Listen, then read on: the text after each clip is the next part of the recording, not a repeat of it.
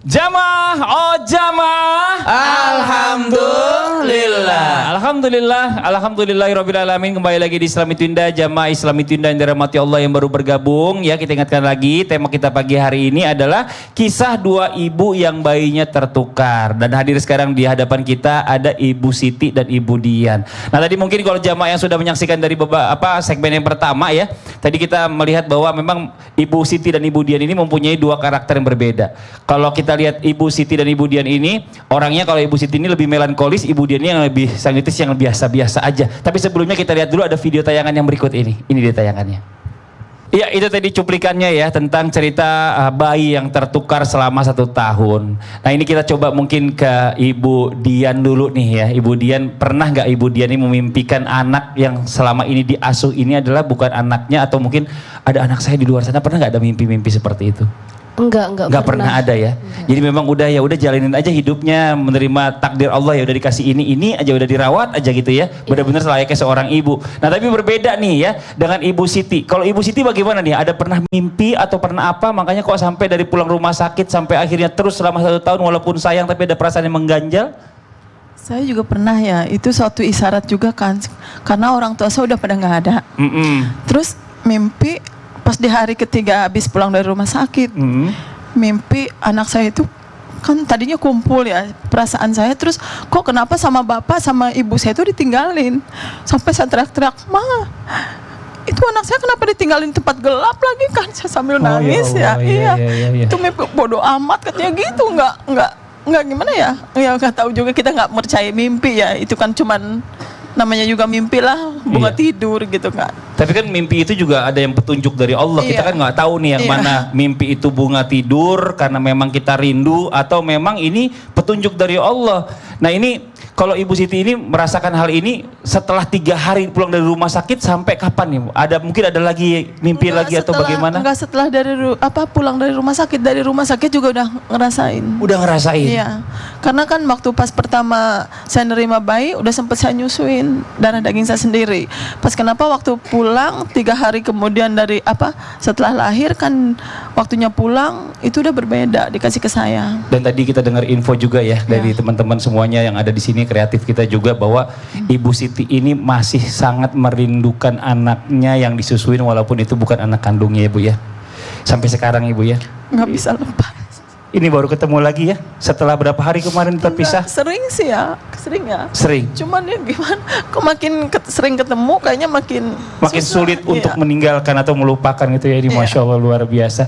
Ibu, terima kasih banyak. Ini cobaan yang Allah berikan ini pasti ada ibrahnya pasti ya buat ibu-ibu semua dan juga jamaah Islam Itu Indah. Boleh silakan duduk lagi, Ibu. Tepuk tangan dong buat Ibu Siti dan Ibu Dian. Masya Allah. Nah, sekarang bicara tentang mimpi.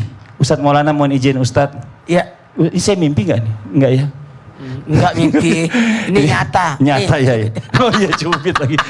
Apa mimpi ini Ustadz nih menandakan bahwa memang kita juga merindukan atau kangen sama orang-orang yang pernah kita cinta, atau mungkin kita sayang, atau pernah kita kenal, atau mungkin ada satu pertanda tersendiri tadi seperti apa yang Ibu Siti katakan. Mohon izin penjelasannya, fadhol. Bismillahirrahmanirrahim. Singkat saja, rindu itu berat. Iya Dilan. Cukup Dilan aja yang merasakan. Ketahuilah, sungguh orang-orang yang mengingkari esensi cinta, maka juga seharusnya ingkar pada esensi rindu. Sebab rindu tidak bisa tergambar kecuali pada orang yang dicintai. Itu ungkapan Imam Al-Ghazali. Rindu itu akan muncul ketika orang punya cinta. Takkan mungkin orang bisa rindu tanpa cinta. Makanya saya bersama istri saya itu selalu rindu, karena saya berjauhan. Makanya ada baiknya, Bu, agak jauh-jauh dikit, supaya bisa rindu. Gini, orang akan rindu datangnya siang jikalau malam hari. Orang akan merindukan malam hari dikala di siang hari. Begitupun sebaliknya. Itulah ungkapan bagi orang yang saling mencinta namun berjauhan. diceritakan oleh Ibu Siti, rindu dengan anaknya ketika anak itu walaupun bukan darah dagingnya tapi pernah bersama dengannya karena sudah dipupuk dengan cinta. Masya Berarti Allah. itu cinta, Bu. Itu cinta, Bu. Ibu ntar nangis dimarahin saya ini, jangan gitu dong. Ngomongnya pelan-pelan. Tapi ingat, aja.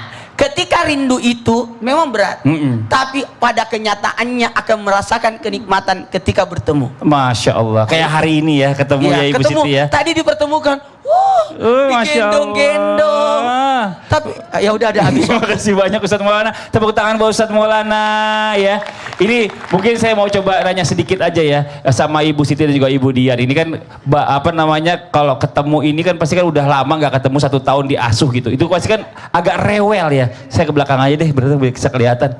Agak rewel ngadepin, maksudnya satu sama lain karena 1 tahun udah dirawat Ibu Siti terus pindah ke Ibu Dian, begitupun dengan Ibu Dian yang sudah merawat dipindah ke Ibu Siti. Itu pasti kayak gimana rasanya? Agak repot nggak, Bu? Ada tantrum atau apa, cari-carian mamanya nggak? Kan 1 tahun udah mulai ngerti. Udah mulai ngerti ya? Nyari-nyari.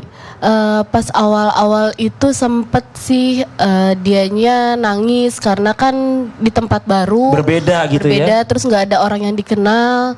Terus alhamdulillahnya sih dia tuh deket sama papanya. Jadi dari awal itu udah sempet ketemu papanya, dia udah langsung manggil papa sebelum Ya Allah, tepuk tangan dong. Ustazah Nada, mohon izin dong penjelasannya bagaimana Kak nih Fadli. harusnya solusinya kita sebagai orang tua menghadapi anak yang mungkin sudah lama sama orang lain, baru menghadapi kita nih ada perbedaan pasti. Baik, siap. Terima kasih Kak Fadli. Izin Ustaz Syam dan Ustaz Maulana. Bismillah, walhamdulillah, wassalatu wassalamu ala rasulillah. Kuncinya pertama adalah sebuah kesabaran. Ya, semua manusia ini harus punya sabar.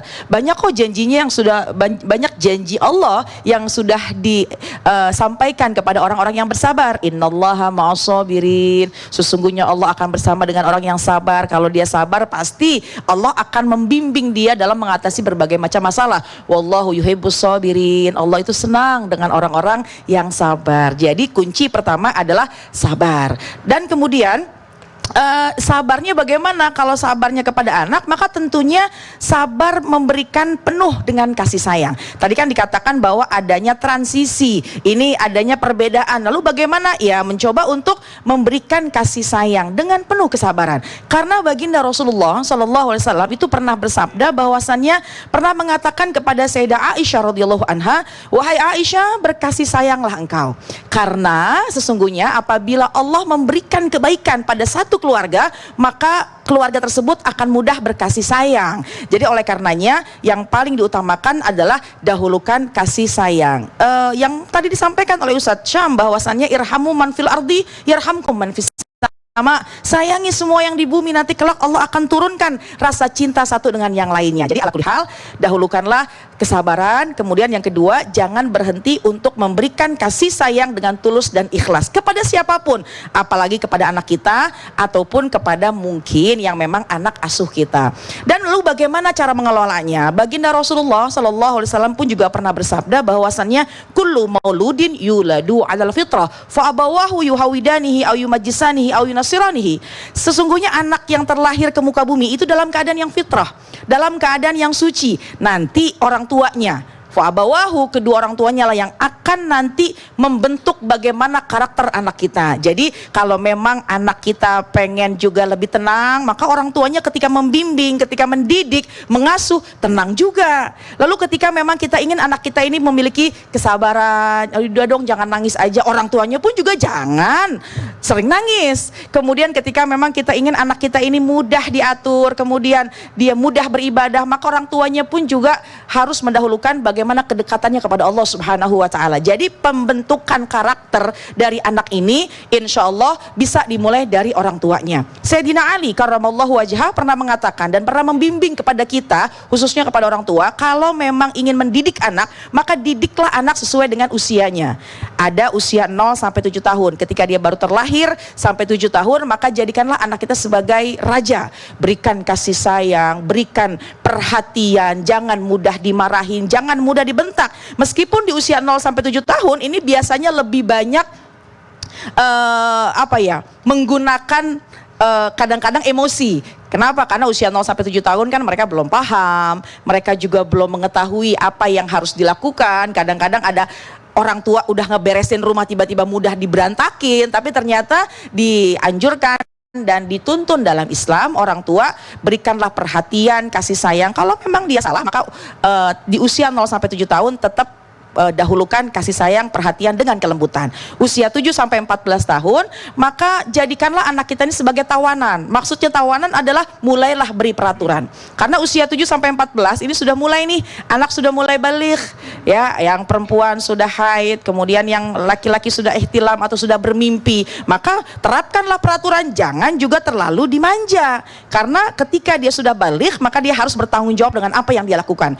14 ke atas, maka jadikanlah anak kita sebagai kawan. Jadi otomatis insya Allah ketika kita memahami karakter-karakter anak, saya lagi nyari Kak Fadli di mana? Iya, kalau di depan TV berbeda-beda, saya pindah-pindah ya otomatis katanya. Iya, jadi insya Allah Kak Fadli, kalau memang orang tua memahami bagaimana usia anak-anak, kemudian bagaimana harusnya dia lakukan, maka insya Allah lelahnya, kemudian tantrumnya tadi itu akan bisa dihilangkan sedikit demi sedikit. Yang penting kuncinya satu, sabar. Terima kasih banyak. Sama-sama. Jazakillah khairan. Kasih tepuk tangan buat Ustazah Nada. Saya mau izin sebentar. Saya masih penasaran tadi sama Ibu Siti. Ibu Siti mau izin, boleh dijawab Bu Siti. Ini kan kemarin kan pas keluarga besar menerima hasil tes DNA bahwa ternyata memang membuktikan anak ibu tertukar. Itu apa yang komentar dari keluarga besar, Bu? Ya, komentar dari keluarga, ya semua ngerespon saya, ya kita harus bisa menerimakan, bisa menerima kejadian ini, musibah ini, dan kita harus pasrahkan aja sama Allah, kata gitu kan.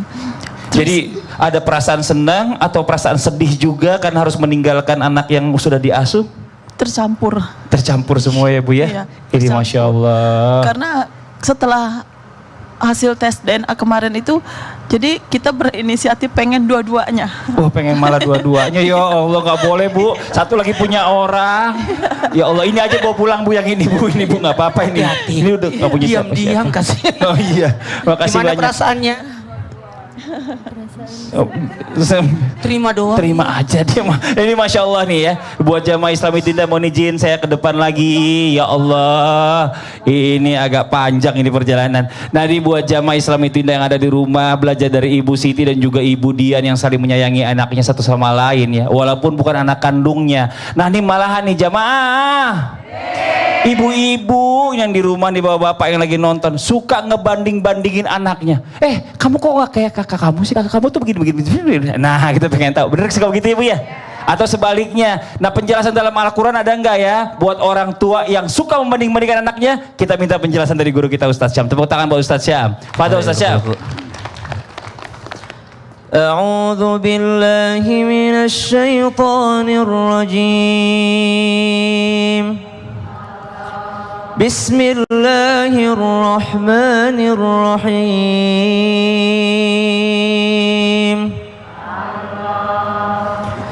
إذ قالوا ليوسف وأخوه أحب إلى أبينا منا ونحن عصبة إن أبانا لفي ضلال مبين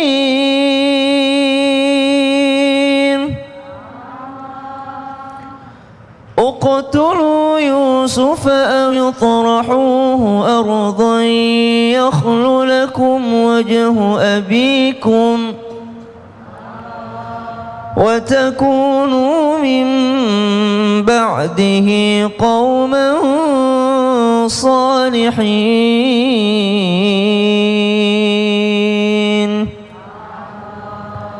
Sepenggal kisah daripada Nabi Yusuf alaihissalam dengan ayahandanya dan juga bersama dengan saudara kandungnya serta saudara-saudara yang lainnya yang terdapat di dalam Al-Quran Surah Yusuf. Dan yang kami bacakan barusan adalah bagian daripada ayat 8 dan 9 ketika saudara-saudara Nabi Yusuf alaihissalam yang merasa iri dengki terhadap Nabi Yusuf alaihissalam berkata, idh qalu la Yusufu wa akhuhu ahabbu ila abina minna wa nahnu usbah.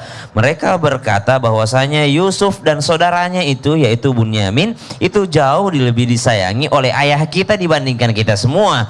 Inna abana lafi dhalalim mubin. Sungguh orang tua kita, bapak kita ini dalam kesesatan yang nyata.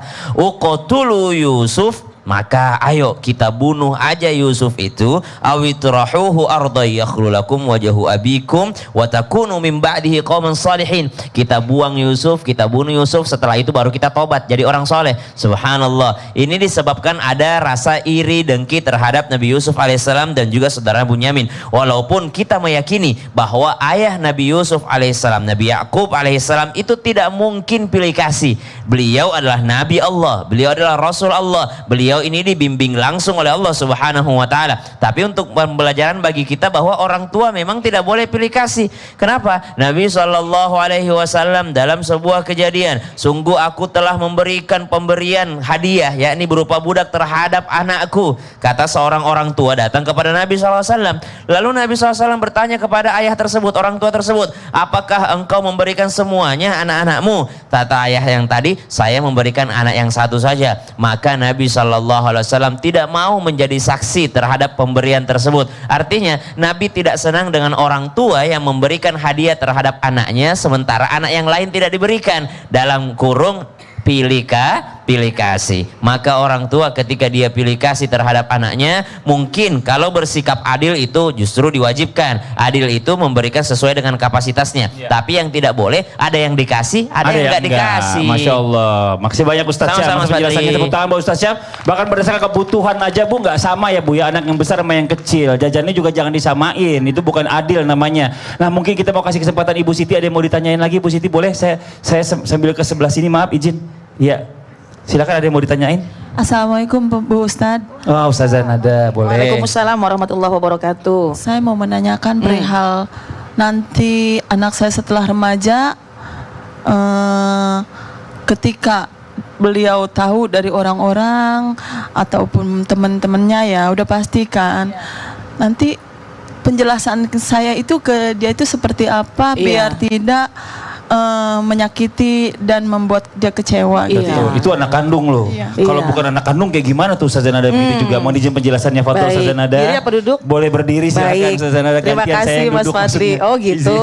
Baik, izin Ustaz Syam, Ustaz Maulana. Bismillah, walhamdulillah, wassalatu wassalamu ala rasulillah. Ini pertanyaannya bagus nih. Gimana nih kalau misalkan nanti sudah dewasa, kemudian untuk menyampaikan keadaan yang sebenarnya ini menyakiti anak, tapi bagaimana? Apakah harus disembunyikan atau memang bagaimana? Nah, dalam Islam itu mendahulukan yang namanya kejujuran, ya. Karena baginda Rasulullah sallallahu alaihi wasallam pernah bersabda, "Iyyakum bisidqi fa inna sidqa yahdi ilal birri." Jagalah kejujuran. Jadilah orang yang jujur. Fa inna sidqa, karena kejujuran itu yahdi ilal birri, akan menuntun kepada kebaikan. Jadi mungkin ada sebagian orang yang berpikir kalau jujur nih nanti nyakitin orang. Kalau misalkan saya mengatakan nih meskipun pahit nanti akhirnya jadi resiko berkepanjangan. Tapi Islam sudah menuntun. Baginda Rasul mengingatkan kepada kita, dahulukanlah sifat jujur. Ya, katakan apa adanya. Akan tetapi pun kita kan makhluk sosial. Kita harus memahami di mana usia anak kita. Kalau kita ingin mengatakan kejujuran, kita ingin mengatakan hal-hal yang memang mungkin akan menyakiti perasaannya, maka pertama coba deh lihat usia anak ketika kita ingin sampaikan, maka harus usia yang sudah matang, yang sekira-kiranya pun juga keadaannya bisa dia fahami. Kalaupun mungkin kecewa sesaat, tapi dia bisa langsung berpikir jernih sehingga dia tidak jadi orang yang membenci. Itu yang pertama, pahami usianya. Kalau memang usianya masih belum cukup untuk memahami keadaan, maka ya udah tunda sesaat. Bukan niat untuk membohongi, tapi untuk mencari waktu yang terbaik.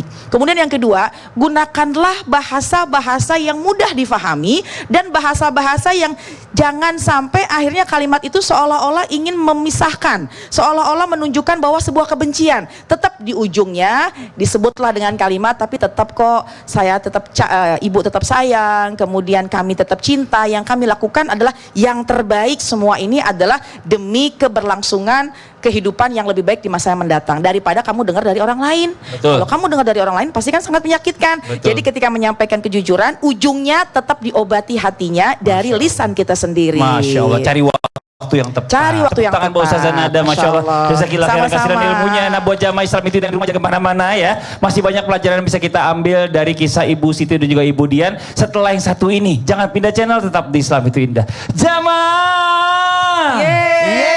Oh, jamaah! Alhamdulillah. Alhamdulillah.